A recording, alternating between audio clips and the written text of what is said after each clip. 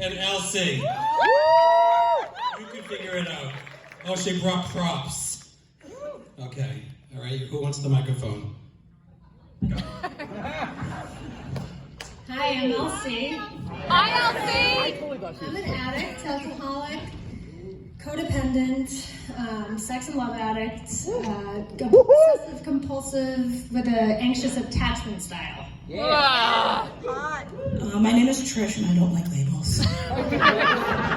But you still have issues, right, Trish? It's funny if you know me. So anyway, yeah, listen. It's gonna be casual because we're so underdressed. Like severely underdressed. I wore my fancy socks. Got a little dog. Anyway, I'm a nurse and Elsie's a therapist. Healthcare therapist. Anyway, so we're a couple of divorcees in our 40s. Shut up. Both of us are in our 40s. And in order to survive the pandemic, like a lot of people, we tried to keep each other entertained. I worked nights in an ICU, and then I came home and had to homeschool my hyperactive 10 and 12-year-olds, so that was fun. And I needed something to keep me sane. And so we would do things like FaceTime every night, and then Marco Polo just to mix it up, and then... Our bowel movements. Yeah,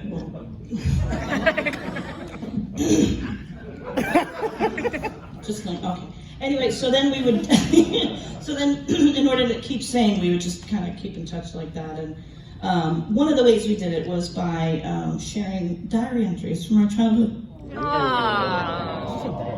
So we were thinking we could share a few with you. Some select passages.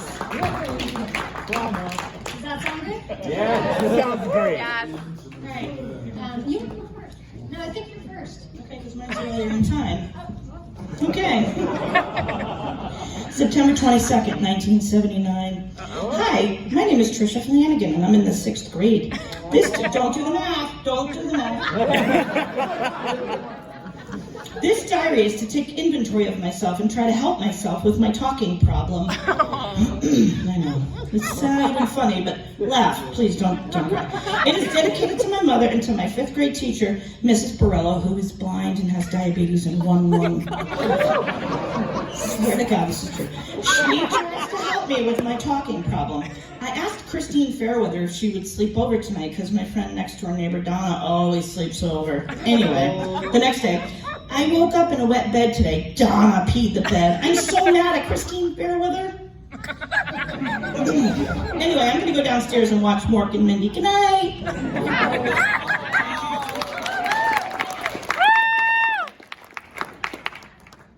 April 18th, 1991. Tomorrow they'll decide if my foster brother Matt belongs in this house.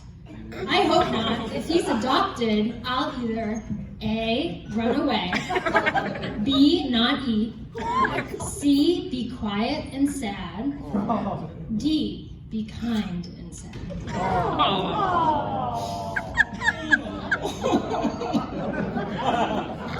Okay. November 8th, 1979. I got a D on my math test today. Jody and Claudia said, poor Trisha.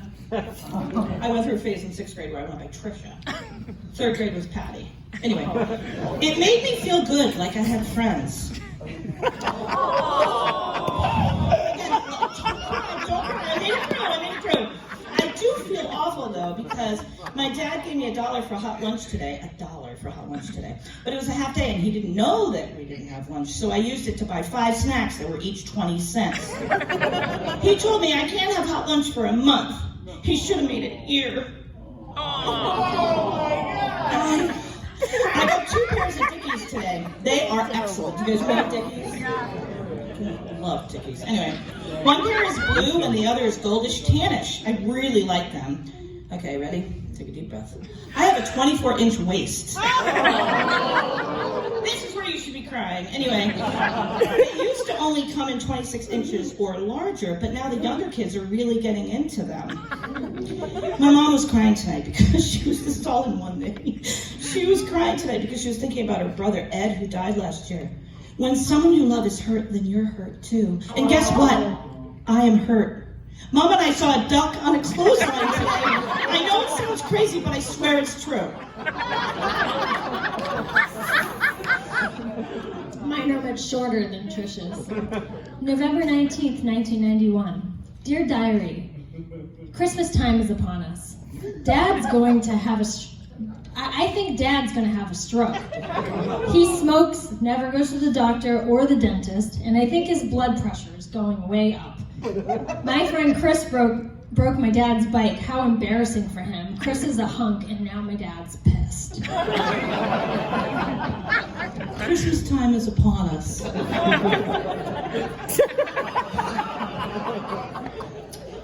December 5th, 1979. Craig made a voodoo doll of me today. I broke up with him. Shocker that later we found out he was gay. I am actually glad, but I feel lonely. Not really lonely, just lonely in my peers. I went to an Al-Anon meeting for the first time tonight, and I loved it. My mom says I can't go for real until I'm 12, but I'm only 11 and a quarter. Yeah. So sad.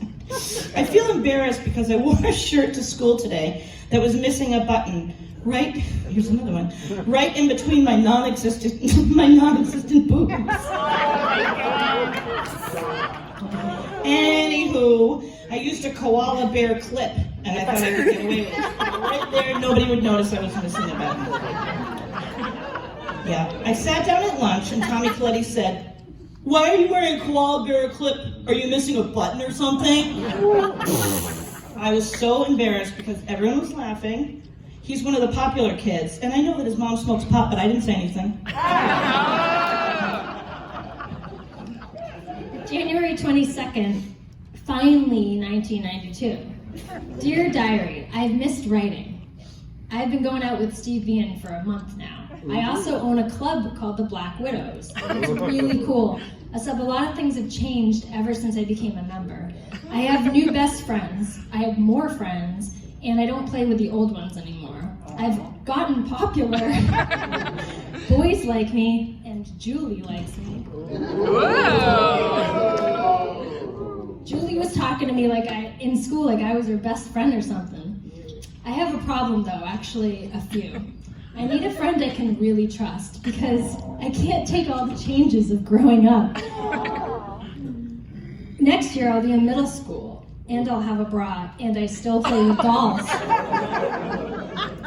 The other problem is that I sort of like Mike P. He's in the popular group, but I'm going out with Steve B. And Steve dissected a squid the other day.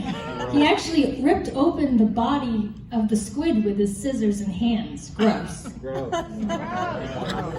right, so we could go on with that, but I didn't write any more down. But the other thing that we did, Marco Polo started happening, and we were doing the Marco Polo back and forth. It seems funny. And we were just speculating. We were just speculating on life and who is the first, what was the first building, or who was the first person to create something? Let's ponder. Okay, who was the first person who had a pet parrot? Yeah. Talked to the pet parrot, and then the pet parrot talked back to them. That must have been so scary.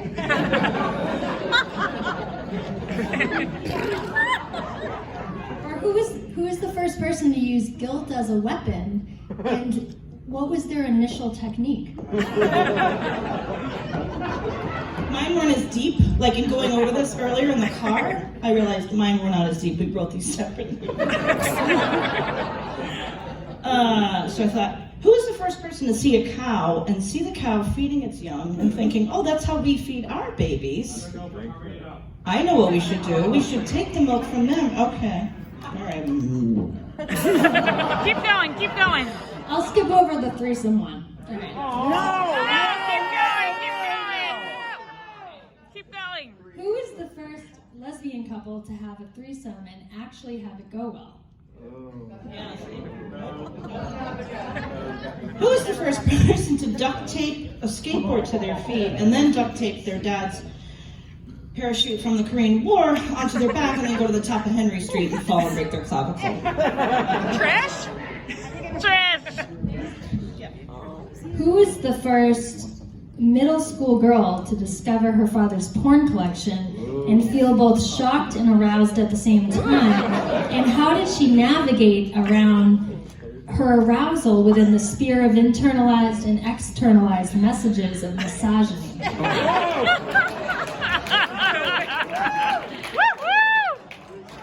Who was the first person to refer to themselves in the third person? And did everyone know immediately that they were an asshole? Bob is hungry. Bob loves chicken ziti broccoli. I think very highly of Bob, don't you? Who was the first woman that Bill Cosby saw at a party and thought, I wonder what she looks like when she's asleep. I bet she looks like an angel.